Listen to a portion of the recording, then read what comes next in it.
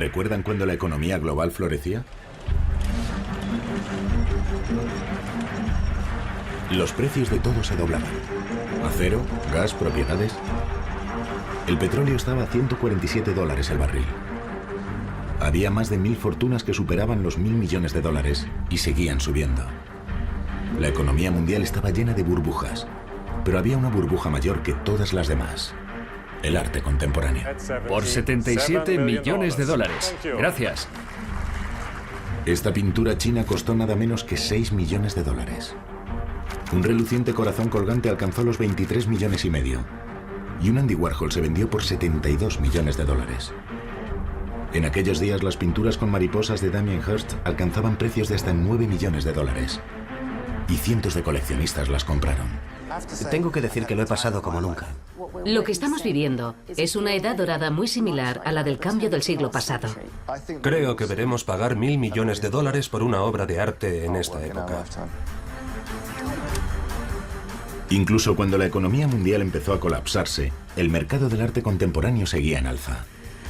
Los precios eran absurdos y obscenos. Los multimillonarios lo habían convertido en un juego al que solo ellos podían jugar. Y sus reglas eran un misterio. Así que me pasé un año intentando averiguar por qué la burbuja del arte contemporáneo era la mayor, la más duradera y la más burbujeante de todas.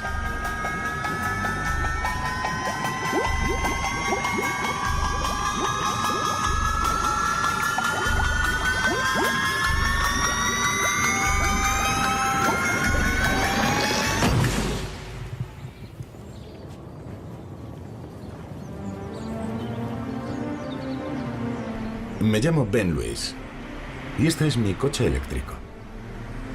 Siempre me ha gustado el arte contemporáneo. En las paredes de mi casa tengo cuadros modernos y mis estanterías están llenas de catálogos de exposiciones. Pero siempre había soñado con conducir una obra de arte. Así que convencí a uno de los artistas más destacados de Alemania para que convirtiera mi sueño en realidad. Aquí hay un bulto. Sí, y debería haber otro detrás. Y aquí está. Tobias Reberger es famoso por su combinación del diseño y el arte conceptual. Ha expuesto en bienales y museos de todo el mundo. Intentaremos que parezca como si fueran grandes defectos. Te gusta trabajar con los defectos, ¿verdad? Sí, así es. Todo lo posible. Sí, normalmente son la parte más interesante de las cosas. Antes de venir aquí, Tobias me mandó por email dibujos de cómo quería que se modificara la carrocería del coche con bultos asimétricos. Encontré un taller con mecánicos de espíritu artístico y se pusieron a trabajar. Me preocupaba un poco que los bultos no te parecieran bien. No, solo quería que pareciera un poco contrahecho, nada más. Nada demasiado evidente. Casi como si fuera una deformación visual o algo así. Ahora vamos a ver qué podemos hacer.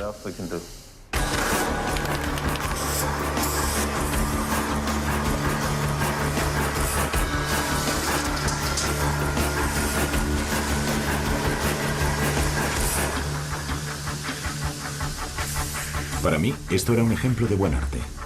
¿Era colorista o ingenioso?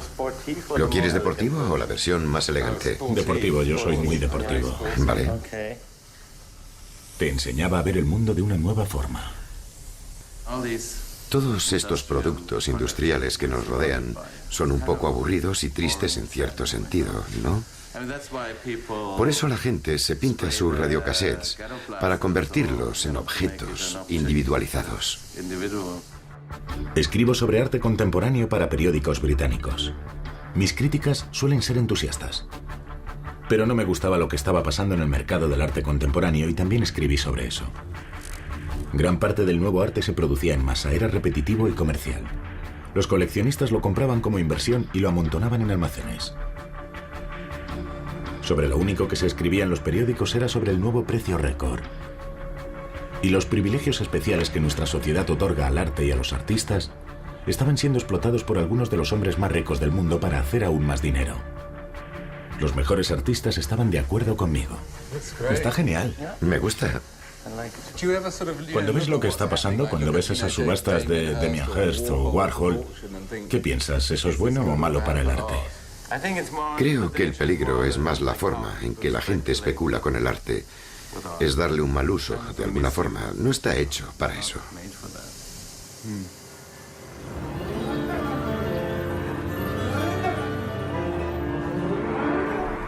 Tobias me había regalado esta obra de arte, pero con una condición: que no la vendiera. El mundo del arte era manifiestamente hermético, y yo sabía que sería difícil investigarlo, pero al menos ahora no desentonaría.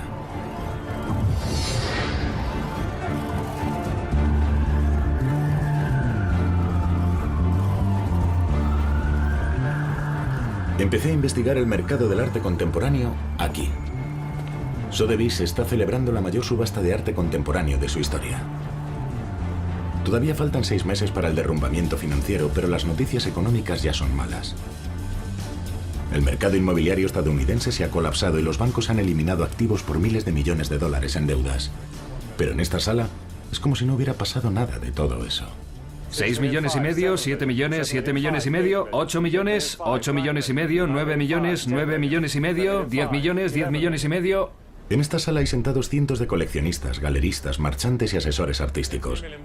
Han venido a comprar arte contemporáneo, arte producido a partir de 1945. Ahora mismo el sector más caliente del mercado.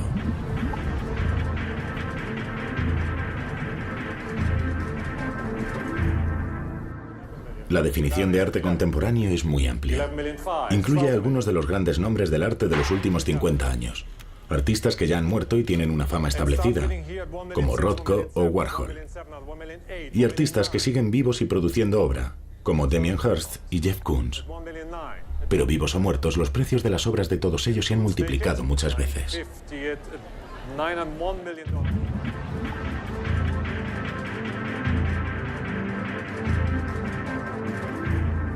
La puja está en la sala junto al pasillo y son 21 millones de dólares. Usted dirá, Gregoire.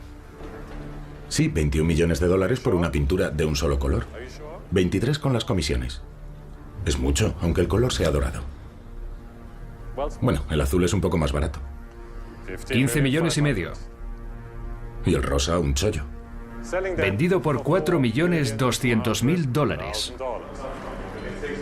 Algunos compradores alzan la mano para pujar por el arte en venta. Otros prefieren ofrecer sus millones anónimamente por teléfono, con la ayuda del equipo de ventas de la casa de subastas. Hace solo un mes, el Fondo Monetario Internacional hizo público que las pérdidas de la crisis crediticia ascenderán a 3.000 millones de dólares. El cálculo se quedó más que corto, pero aquí piensan que los buenos tiempos no se van a terminar nunca. Esa es la puja que quería ver, y es de 642. Gracias.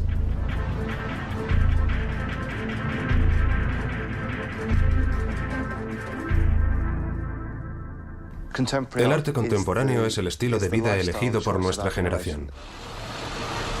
¿No es maravilloso ver dónde viven los coleccionistas? Además, el arte contemporáneo también encaja con los espacios en los que vivimos. Estos grandes lofts del siglo XXI en Manhattan necesitan obras de arte hermosas y grandes. Hola. Hola, hola. Wow, cuánto Murakami. Todavía se pueden comprar obras maestras de arte contemporáneo, todavía están a la venta. No se pueden comprar de impresionistas y arte moderno ni obras de maestros clásicos tan fácilmente como las de arte contemporáneo. Buongiorno. Oh, buongiorno. Así que tenemos toda esta serie de cosas que han coincidido. Y tenemos una situación en la que hay grandes artistas en activo. Questo è inglese. Ah, sí, Damien. Damien, Glenn Brown, Matthew Barney. Matthew Barney. Entonces usted piensa que estamos viviendo como un nuevo renacimiento. Creo que se pueden hacer muchas comparaciones entre la Florencia del siglo XVI y la época que estamos viviendo ahora, porque aquel también fue un tiempo de gran riqueza e innovación. Dios mío. Wow. Esta es la habitación de mi hijo. Y no se trata solo de los coleccionistas ricos. La relación del público con el arte contemporáneo se ha transformado. Antes tenía una actitud de recelo y desprecio. Pero las visitas a los museos se han disparado. Actualmente en el Reino Unido va más gente a galerías de arte que a partidos de fútbol. Creo que eso es una buena noticia, pero al mismo tiempo el arte se ha comercializado más que nunca. Se ha convertido en una mercancía del siglo XXI.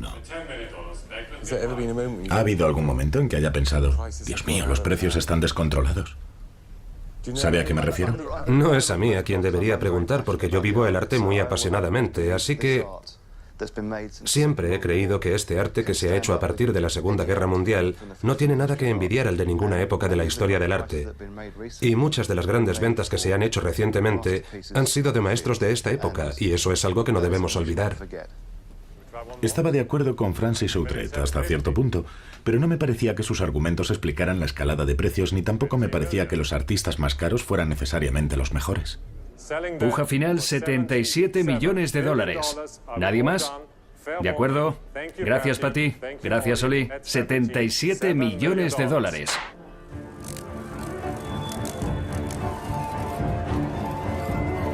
La increíble ascensión del arte contemporáneo comenzó hace 10 años. Coleccionistas como Charles Saatchi crearon el patrón.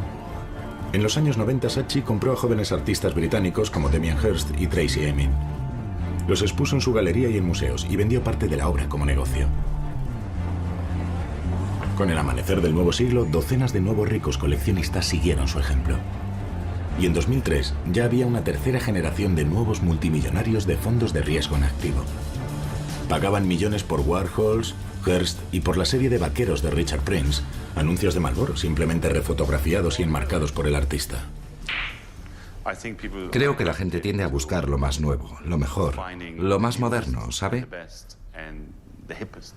Algunos de los galeristas que conozco reciben llamadas de fortunas, de inversores que siempre preguntan, ¿qué es lo último? ¿Qué es lo más nuevo? ¿Qué es lo que busca todo el mundo? ¿Ese es el juego?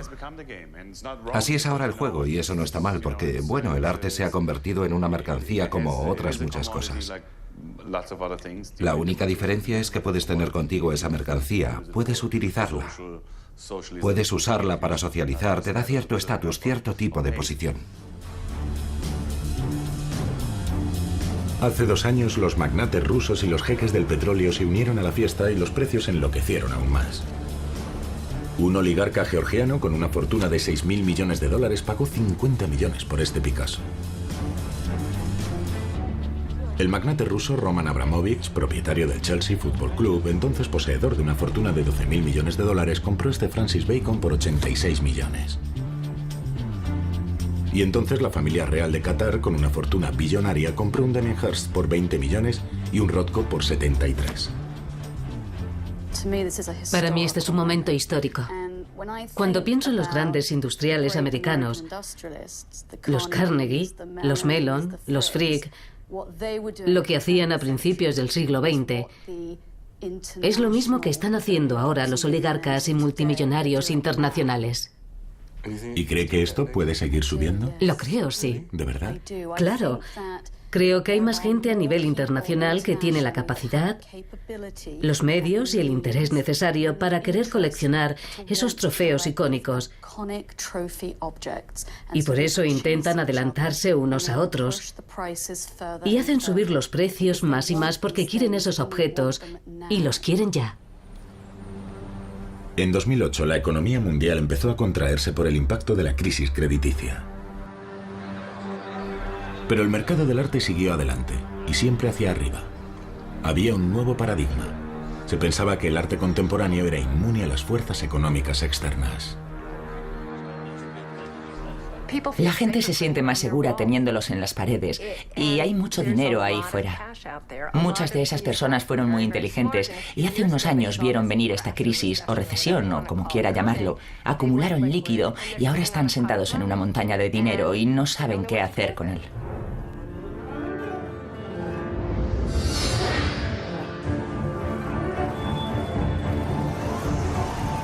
Pero había gente que pensaba que la escalada de precios del arte contemporáneo se debía a algo más que a las nuevas fortunas y a los supuestamente grandes artistas. Vine a Nueva York a ver cómo se hacían los negocios en el mundo del arte. Los comentaristas del mercado artístico decían que las estrategias de los marchantes también jugaban su papel en la escalada de los precios. Entonces, señor, su puja es de $1.800.000. La puja está hecha. Había ciertas prácticas que provocaban polémica. Se decía que galeristas, coleccionistas y marchantes mantenían los precios de los artistas a los que representaban o cuya obra poseían en grandes cantidades.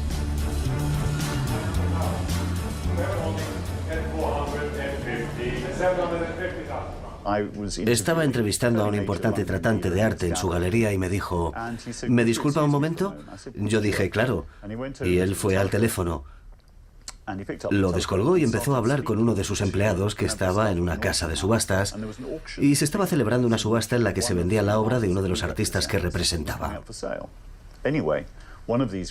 El caso es que empezó la subasta de una de sus obras y dijo, sube, sube, sube. Basta. Y colgó el teléfono. Me explicó que pujaba habitualmente por obras de aquel artista para asegurarse de que se vendían bien en las subastas.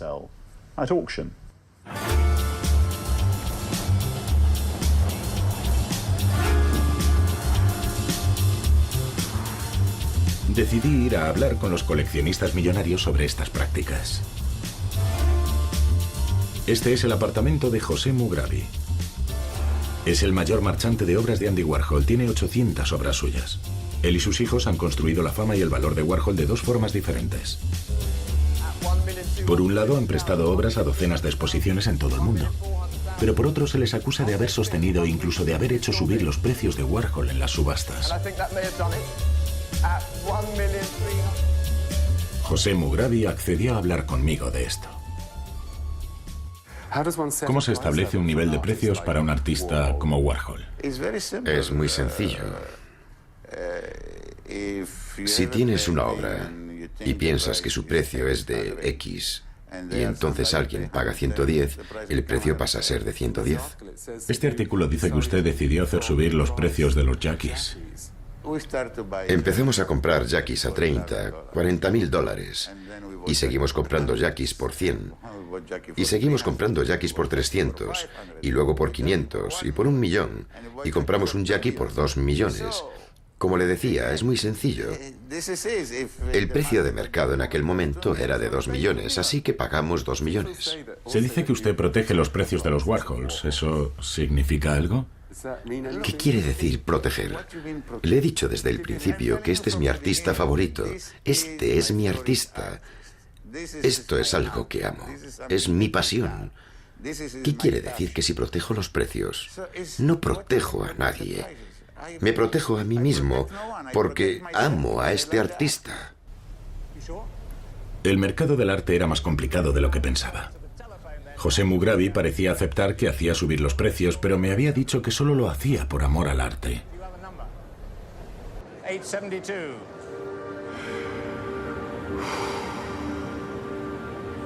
Intentar investigar el mercado del arte era agotador. Aquella noche soñé que era José Mugrabi. Estaba en su apartamento y estaba diciendo, ¿por qué no voy a pagar por un Warhol más que nadie? Si es lo que más deseo.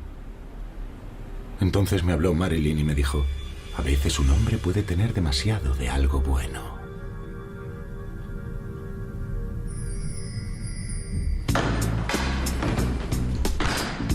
Entonces me desperté. Empezaba un nuevo día. Tenía una cita con el hijo de José, Alberto, y con otro coleccionista multimillonario, el magnate inmobiliario de Nueva York, Avi Rosen. Estaban haciendo negocios juntos. Primero me enseñaron sus oficinas. ¿Qué tenemos aquí? Un par de retratos. Estos son de los que estábamos hablando. La serie de celebridades, ¿eh? La serie de celebridades o de personas que querían ser vistas como celebridades, aunque algunas no lo consiguieron. Kevin Turk. Tiene algo de la idea warholiana, ya sabe. Caras grandes, plata, blanco y negro. No quiero ser presuntuoso, pero yo que usted no compraría muchos Kevin Turk. ¿No? ¿Por qué? El Che Guevara. Está demasiado cerca de la obra de otros artistas. Ah, eso está bien. Esto es de Webster and Nobel. En realidad son autorretratos de ellos mismos con el cuerpo como tatuado. Cuando tengo el día muy cínico, me preocupa que el neón sea como el sándwich de queso del arte contemporáneo. Por mí no hay problema. Un buen sándwich de queso no es nada malo. Y más si es fundido. Este es de Tracey Emin, ya sabe. Una buena obra. La gente como tú necesita... Hay algo más por aquí. Oh, tienen un par de armarios de medicinas. Tenemos un par de armarios de medicinas de nuestro buen amigo Damien una vez más. En este despacho hay una escultura de Kunz que es una preciosidad. Aquí hay un cuadro excelente de Richard Prince. Oh, es uno de los nuevos. Sí, es uno de los nuevos. Han debido comprarlo hace muy poco. Sí, es bastante reciente. Me encanta Richard Prince. Es un gran pintor. Es un cuadro fabuloso. Muy bueno. ¿Qué es lo que le gusta de este cuadro? Me encanta la ligereza que tiene, y el color, y las formas, y las manos y las piernas. Vamos, mírelo bien, es una verdadera maravilla. Además de inflar los precios, también se acusaba a ciertos marchantes de abusar de su posición de dominio del mercado.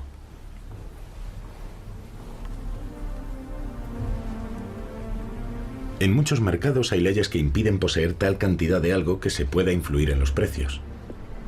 Es lo que se llaman prácticas monopolistas. En los 90, un operador japonés fue juzgado por poseer un 5% de las existencias mundiales de cobre.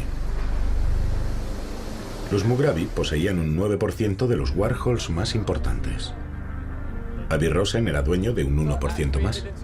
Pero en el mercado del arte no hay normas contra las prácticas monopolistas. Se hace esta comparación. La gente suele compararlo y dice, en el mercado del arte se pueden hacer cosas que jamás se podrían hacer en los mercados de materias primas o en los mercados financieros. Mire lo que está pasando con el mercado del petróleo. Vamos, ese tipo de especulación existe en todas partes. El mismo tipo de especulación se da en el mercado del arte, igual que pasa en... Eso ocurre en todos los mercados. Pasa en todos los mercados, es algo general. No está permitido que uno tenga el 10% de las reservas de cobre del mundo, si uno es... Pero hay gente que lo hace. Hay gente que tiene el 10% de las reservas de cobre y hay gente que controla el mercado de los bienes de lujo, gente que controla la industria aeronáutica, hay gente que controla muchas industrias.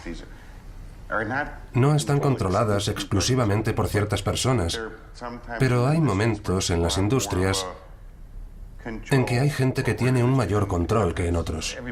Todo el mundo ha estado diciendo que 6, 7 u 8 personas están monopolizando y manipulando el mercado de Warhol. Es bonito imaginarlo, pero en realidad eso no es posible. Hay demasiada obra ahí fuera.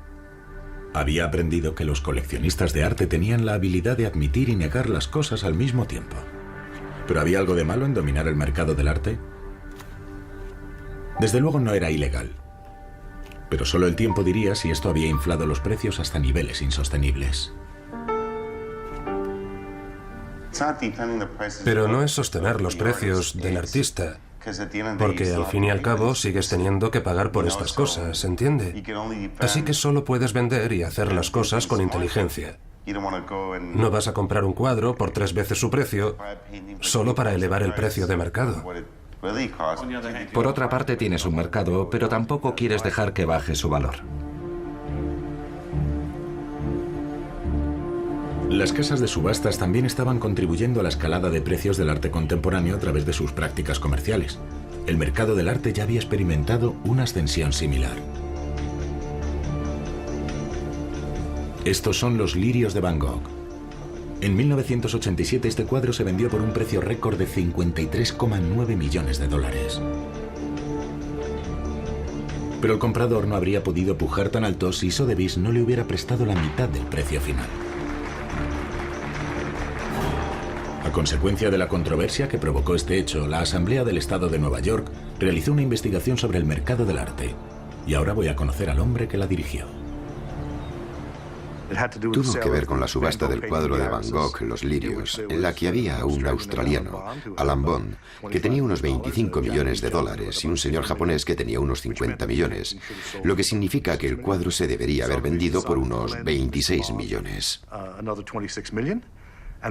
Pero Sotheby's decidió prestar al señor Bond otros 26 millones y el resultado fue una tremenda burbuja en los costos y precios del impresionismo francés. Esta burbuja se creó por la decisión de Sotheby's de prestar dinero a uno de los dos postores, sabiendo que al hacerlo se dispararía el precio. Eso no me parece nada ético. Tras la investigación del estado de Nueva York, Sotheby's dejó de hacer este tipo concreto de préstamos. Pero 20 años después, las casas de subasta seguían ofreciendo otros tipos de crédito. La documentación presentada por Sotheby's mostró que sus préstamos se habían duplicado desde 2005. Si al mundo del arte esto no le preocupaba, al mundo financiero sí. En 2008, las acciones de Sotheby's cayeron un 80% respecto a su valor máximo de octubre de 2007. Un inversor apareció en una cadena de televisión para hablar del paquete de Sotheby's que vendía.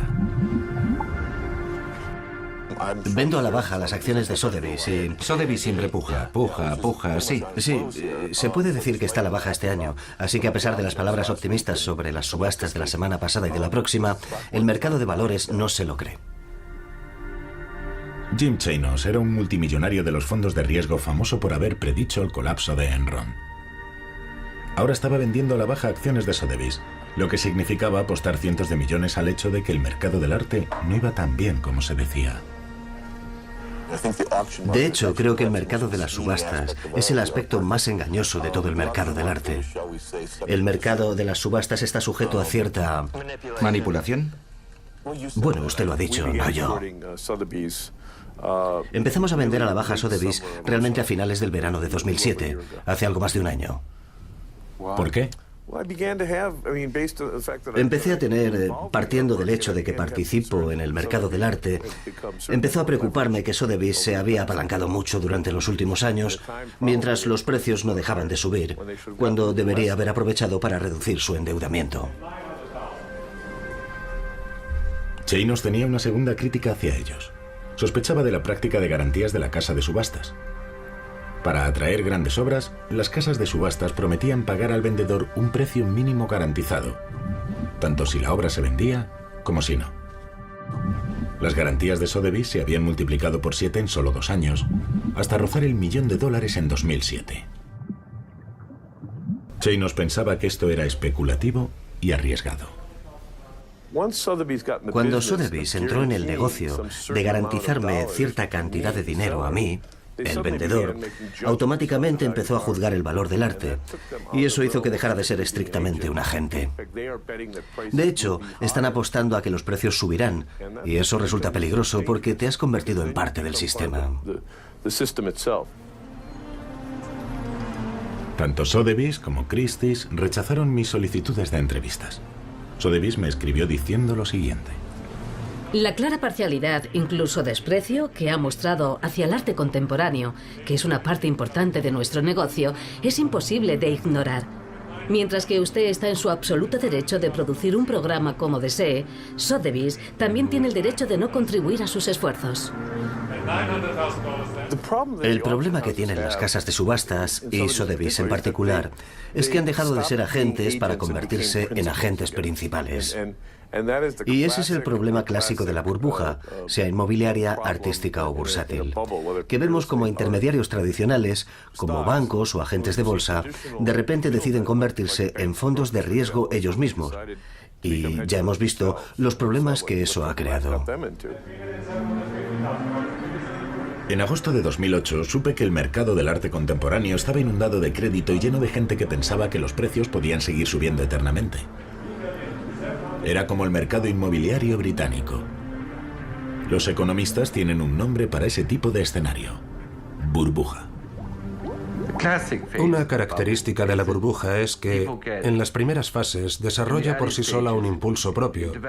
Y creo que lo que ocurre es que la gente se entusiasma por la subida de precios. Excelente. Entonces son $77 millones. Una cosa que alimenta la burbuja es la deuda y el apalancamiento.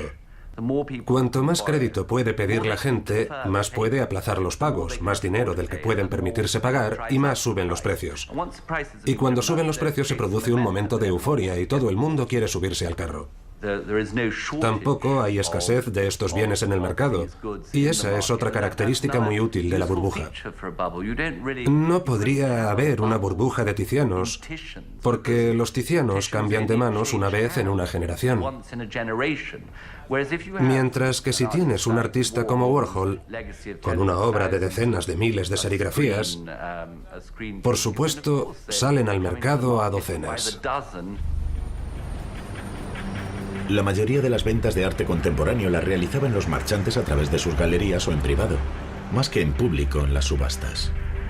Pero yo estaba dando forma a una teoría, que las salas de subasta eran la clave de la burbuja del arte contemporáneo. Y quería planteársela al mayor experto de este campo.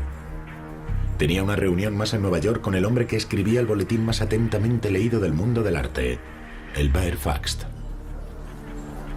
Y la ilusión es que el mercado de las subastas es el verdadero mercado.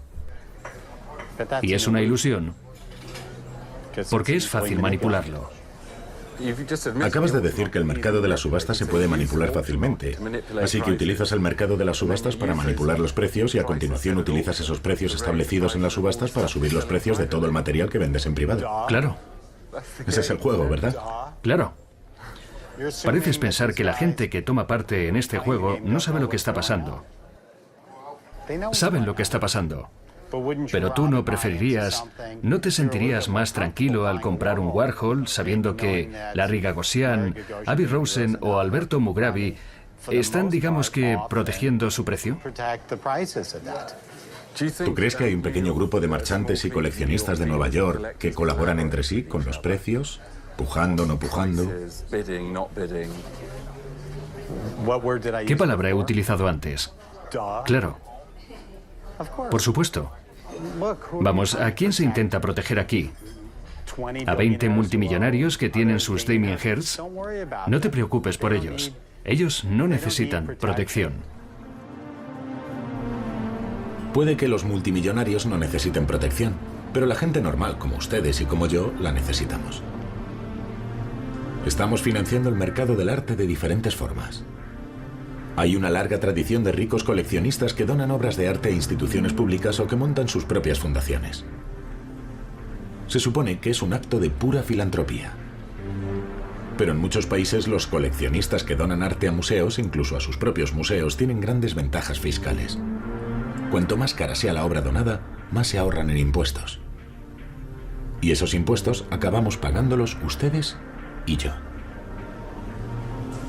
En Estados Unidos se puede desgravar cada año hasta un 30% de los ingresos brutos y se puede proteger del fisco esa cantidad donando algo de un valor equivalente.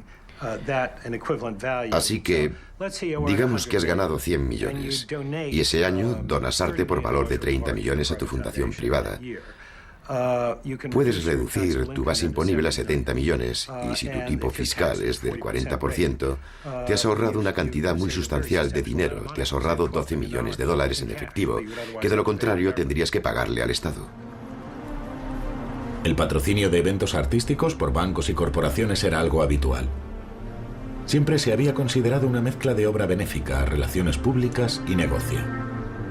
Para el patrocinador es una buena forma de promocionar su marca y de conocer clientes ricos. Pero una investigación del Senado estadounidense reveló que un banco suizo había llegado demasiado lejos.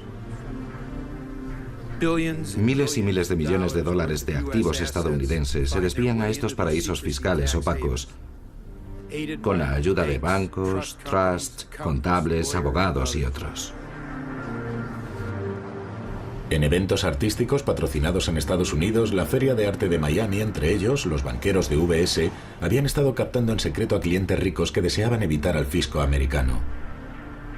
UBS había abierto a ciudadanos estadounidenses 20.000 cuentas bancarias ocultas a los ojos de las autoridades fiscales americanas. Banqueros suizos han viajado regularmente a los Estados Unidos con el objetivo de captar a ciudadanos americanos en busca de dinero nuevo. A menudo viajaban juntos a eventos patrocinados por UBS y destinados a atraer a potenciales clientes ricos, llevando ordenadores encriptados que supuestamente ni siquiera los agentes de aduanas de los Estados Unidos han podido leer. Los multimillonarios se habían apropiado de la historia del arte con su dinero y estaban obteniendo de ella pingües beneficios.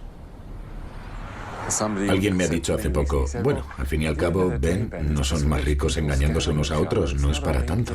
Francamente, no me interesa el argumento de que podemos mantener un sistema deshonesto porque son ricos los que están siendo deshonestos. Y eso tiene que ver con la condescendencia cultural y de clase que observé en toda esta comunidad desde que empezamos a investigar. La evasión de impuestos, la producción masiva, la exhibición pública, la protección de los precios y el amor al arte habían creado la burbuja del arte contemporáneo. Pero según las reglas de las burbujas, siempre hay un punto de inflexión en el que la gente deja de comprar y caen los precios. Si eso ocurriera en el mundo del arte, las casas de subastas como Sotheby's se hundirían bajo el peso de la deuda de las garantías sobre obras que no pudieran vender. Y los marchantes como Mugrabi tendrían que comerse grandes stocks de obras de artistas cuyos precios habían apoyado. Creo que los marchantes están cargados de stock. Creo que los marchantes se han endeudado mucho y los coleccionistas también. Creo que en el mercado del arte hay mucho más endeudamiento del que la gente del mercado del arte quiere hacernos creer.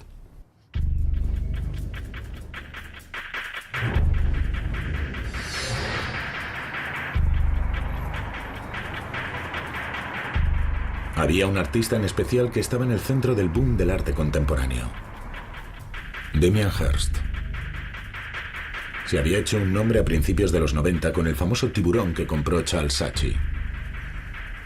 En 2007 tenía al menos 6 estudios repartidos por el mundo donde más de 150 asistentes hacían su obra en serie: animales en formol, armarios de medicinas, pinturas girantes y de puntos. Le representaban las galerías más poderosas del mundo, la de Larry Gagosian en Nueva York y la White Cube de J. Joplin en Londres.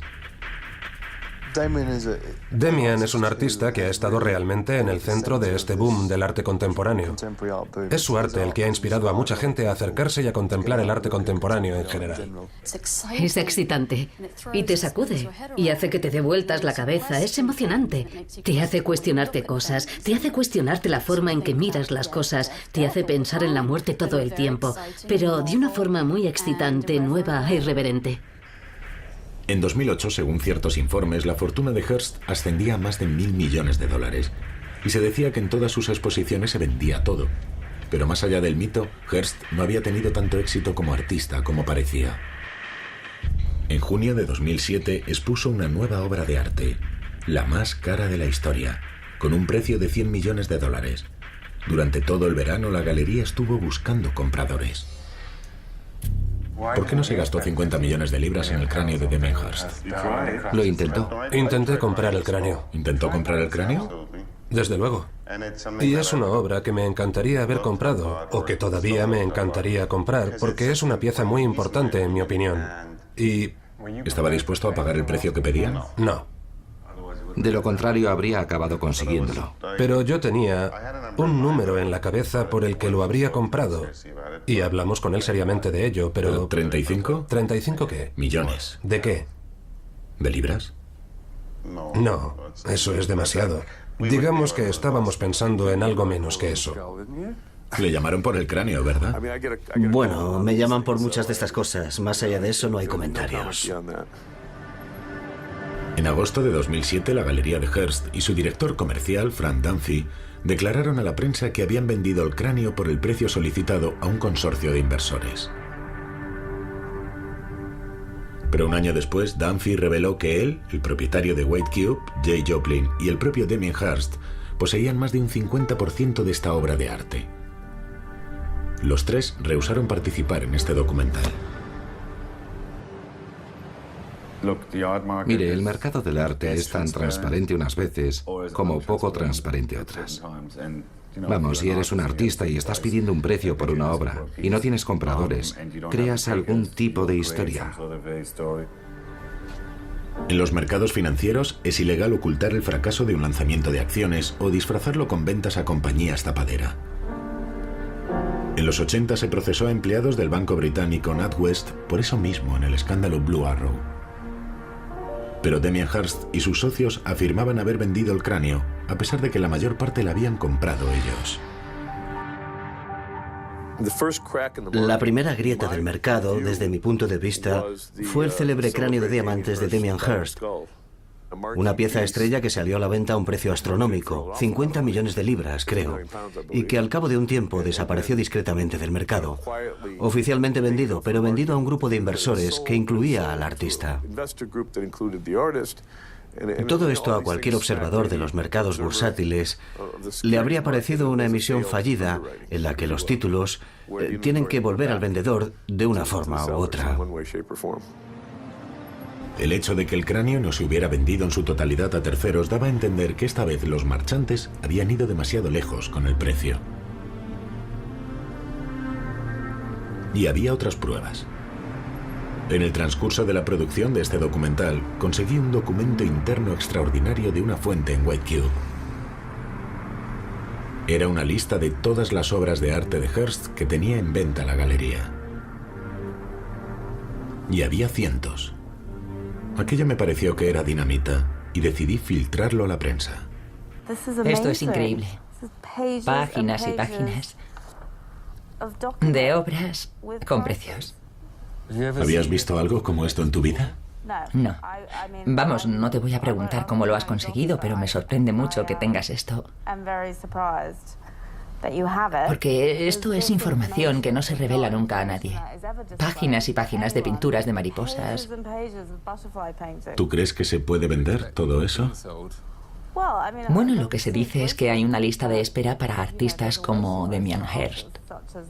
Eso es lo que siempre se nos cuenta. Pero está claro que este no es el caso. Yo me habría esperado que su galería tuviera, digamos que entre 20 y 30 obras a la venta al mismo tiempo. Pero tienen cientos. Un valor, si sumas estos precios, no sé, calculando a la baja, están sentados en 100 millones de libras en obras de Hearst. El Art Newspaper publicó el inventario filtrado en primera página. Resultó ser una noticia bomba. La historia fue comentada en periódicos de todo el mundo, desde India o Alemania a Estados Unidos. En el Reino Unido, el Sunday Times publicó un artículo y pidió a White Cube sus comentarios. Hablé con la jefa de prensa, que básicamente me dijo, eso es absolutamente falso, lo hemos vendido todo. Entonces le dejé hacer una pausa y respirar hondo y le dije, vale, ¿me estás diciendo formal y categóricamente que todo es absolutamente falso? Porque te citaré textualmente. Entonces dijo, bueno, no, lo consulto y te llamo. Entonces hice una llamada a Tim Marlowe, el conservador jefe de la galería. De entrada también me dijo que era una chorrada, una mierda o una palabra parecida. Y yo le dije, mira, Tim, vamos a sacar el reportaje. Lo único que necesito saber es si lo que voy a decir es completamente falso. Entonces empezó a recoger velas y al final salió con una frase muy inteligente. Me dijo, nos encantaría tener ese número de Hearst sin vender. Es decir, según él, sigue habiendo mercado ahí fuera.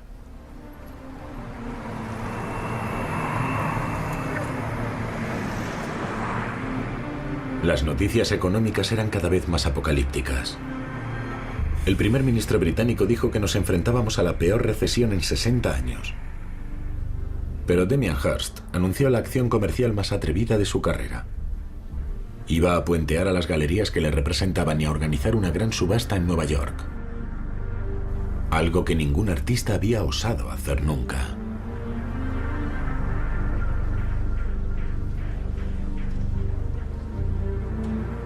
Do you anticipate making more money by selling through Sotheby's than you would through a gallery? Creo que, bueno, no sé, es decir, eso no se sabe, lo cual es muy emocionante en sí mismo, pero pieza por pieza puede que se haga menos dinero con unas y más con otras.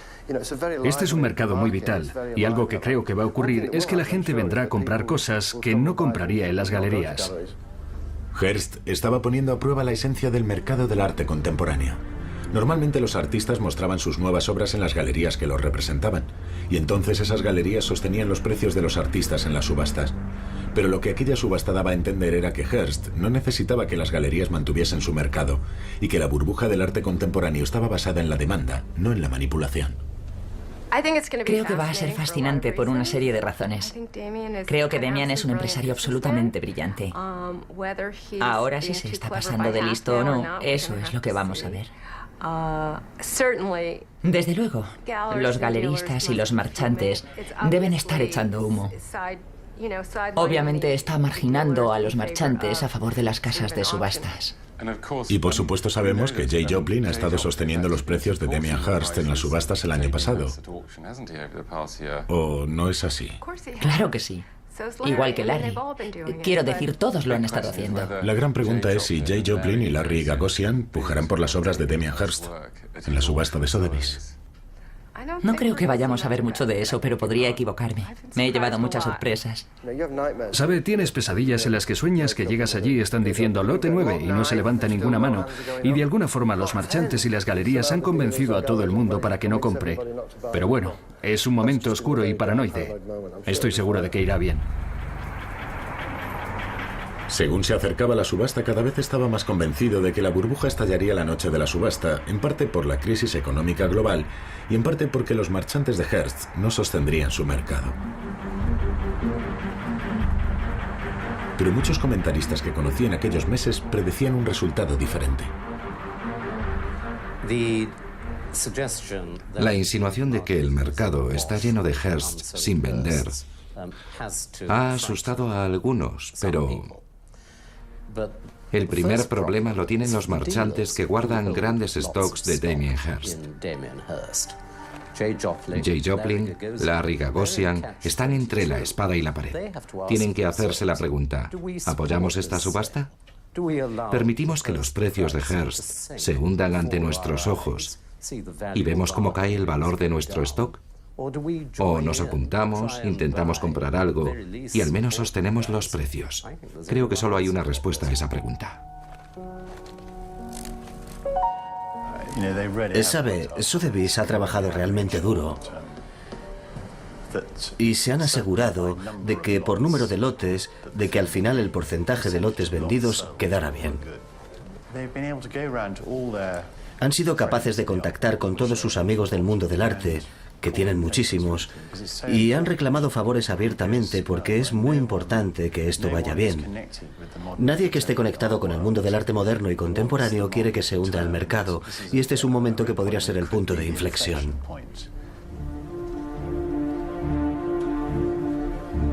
La muestra previa a la subasta estaba atestada.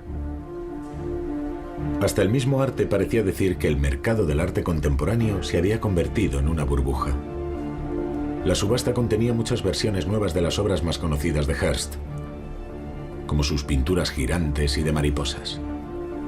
Las colillas de cigarrillos transmitían el mensaje de que hoy en día los coleccionistas pagarían cientos de miles de dólares por cualquier cosa, incluso por las colillas de los artistas. El lote estrella es un becerro de oro, un símbolo de la adoración a un falso dios.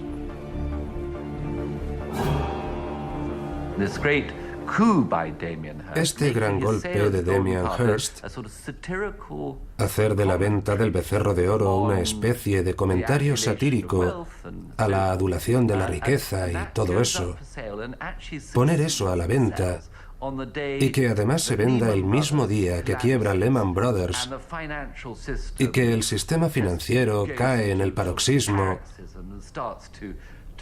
y empieza a tambalearse hasta que parece que el mundo va a volver al trueque. El Reino Unido no estaba tan lejos del derrumbamiento del sistema de crédito. La gente no habría podido extender un cheque ni comprar nada en las tiendas. Y sin embargo, ahí está Hearst. En ese momento, Hearst estaba vendiendo su becerro de oro.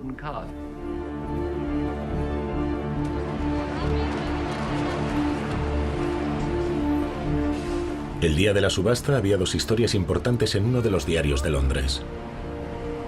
En la portada aparecían las peores noticias financieras desde los años 30. Y en el interior había un artículo mío. Sotheby's no sabía que era yo quien había filtrado el inventario de Hearst, pero me habían prohibido asistir a la subasta como profesional, alegando mi supuesta parcialidad en contra del arte contemporáneo. Así que esperé fuera. Va a ser increíble.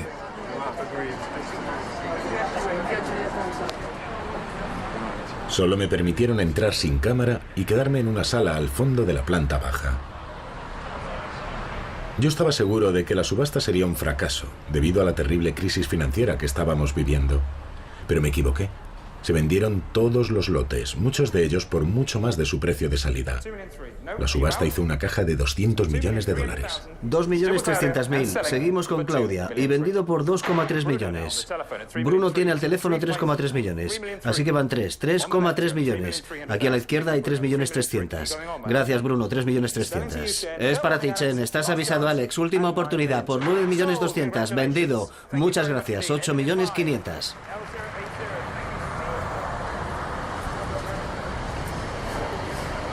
Creo que no lo soporto más. Estoy intentando pensar a qué me recuerda esto. Y es un poco como el Titanic, ¿saben? Estamos navegando hacia el iceberg. Y toda esa gente de ahí dentro sigue bailando al son de la orquesta, que toca hasta el final. Así que me equivoqué. Yo no creía que fuera a ir tan bien. Ha sido totalmente increíble. ¿Qué explicación puede darle a esto? Es el mejor. Pero puede que la subasta no haya sido un éxito de la forma que se pretendía. Como esperaban Hearst y Sotheby's, un 30% de los compradores eran nuevos coleccionistas. Y era normal. En la fase final de una burbuja siempre hay avalanchas de novatos inexpertos que intentan subirse al carro. Pero uno de los objetivos de la subasta era demostrar que Hearst podía prescindir de sus galerías y marchantes para vender obra nueva en grandes cantidades, y eso no era precisamente lo que la subasta había probado. La Galería Gagosian debió pujar por 5 o 6 obras como máximo. Por otra parte, White Cube ha declarado y confirmado que compró 5 obras para clientes, según dicen ellos, y pujaron por otras 20. Y J. Joplin pujó con mucho empeño por el primer lote de la subasta. Era una pintura con mariposas que se vendió por un precio muy superior al de salida.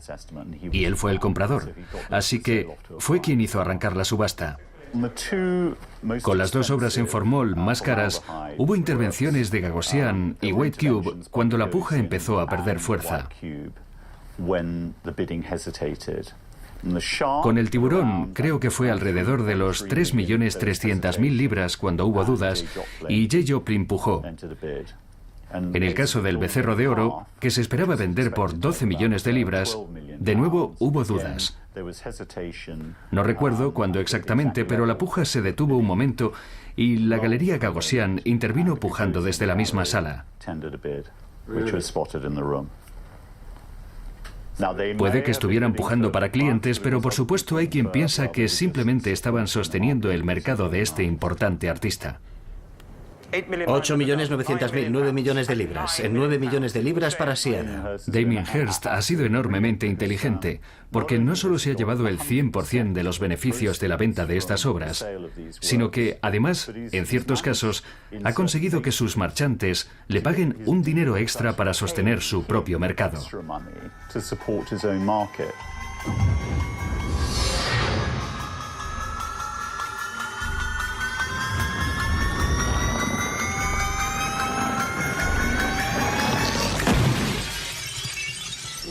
Lote número 345. Zapatos de polvo de diamante de Andy Warhol. Y vamos a empezar la puja a 190.000 libras. 200.000 libras, a 200.000, 210. La burbuja no estalló la noche de la subasta de Hearst, pero resultó ser el canto del cisne. Las subastas de octubre y noviembre fueron un desastre. 220. Eso es. Última oportunidad. A 200.000. Pasa. Cuando el subastador dice pasa, quiere decir que el lote no se ha vendido. Las casas de subastas vendieron aproximadamente la mitad de los lotes y ganaron la mitad de lo que esperaban. ¿Alguien da más de 300.000 libras? Y allá va en 300.000 libras. Pasa. Muchos lotes de famosos artistas de la burbuja artística, Hearst, Warhol o Prince, no se vendieron.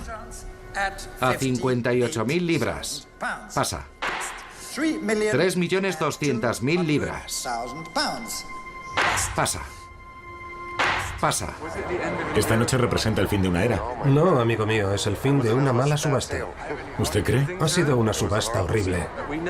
Ahora sabemos que en los últimos 3 o 4 años ha habido mucha especulación con la propiedad, ha habido mucha especulación con el petróleo, mucha especulación en otros mercados, y perdóneme que diga esto, pero me preocupa que también haya habido especulación con el arte. Por supuesto, ha habido un poco de todo. A día de hoy creo que han hecho una buena subasta. Ha ido muy bien. Pero unos días después, el humor de mis amigos del mundo del arte había cambiado.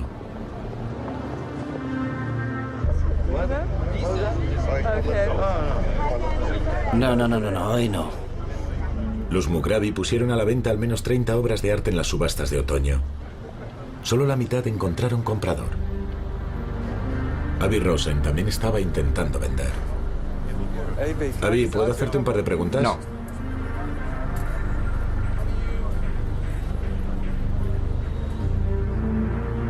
Las noticias que llegaban del mercado del arte cada vez eran peores. Los préstamos y garantías repartidos en los buenos tiempos se convirtieron en deudas incobrables. A fin de año, Sotheby's reconoció unas pérdidas de 83 millones de dólares. Las casas de subastas anunciaron que iban a reducir costos celebrando subastas más pequeñas, dejando de ofrecer garantías y reduciendo su plantilla en un 25%. Finalmente, el banco UBS accedió a pagar al gobierno estadounidense 780 millones de dólares como compensación ante los cargos de haber ayudado a clientes americanos ricos a evadir impuestos, utilizando los eventos que patrocinaba, como ferias de arte, para captar a esos clientes. Probablemente es el mayor cambio que se ha producido en nuestra civilización desde el fin de la Segunda Guerra Mundial. Y puede que este mundo pesado, satírico y conceptual del arte, que vive del dinero, pero al mismo tiempo se mofa de él, sea una de las bromas pesadas o de los aspectos corruptos del mundo que dejamos atrás para seguir adelante. 10 millones, 10 millones y medio, 11 millones. Toda esta fiebre pujadora que hemos visto en el ascenso viene con la fiebre vendedora que se produce en el descenso. Así que en esencia el mercado del arte muestra las mismas grietas y vicios que el resto de la economía. Sí, viene a ser lo mismo. Lo dirigen personas, no es inmune. La codicia y el miedo alimentan estas cosas.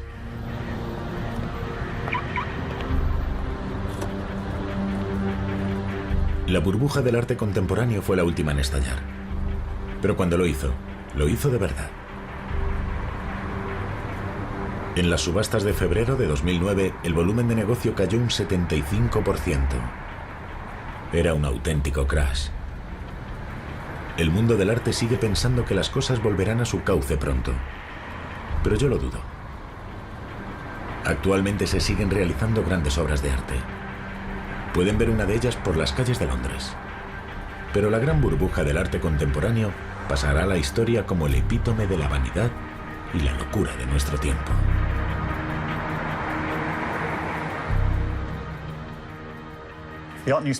El artículo del Art Newspaper fue una primicia espectacular. Cuando entras en una de las grandes galerías, entras en una atmósfera elegante e intimidatoria. Y te parece un enorme privilegio cuando por fin te permiten comprar uno de esos objetos. Pero lo que hizo el artículo del Art Newspaper fue arrancar esa fachada y mostrar que una gran galería como White Cube en realidad tampoco tiene tantos clientes. El artículo del Art Newspaper fue el gran momento mago de Oz, en el que se abre la cortina y se ve a un hombrecillo tocando el órgano.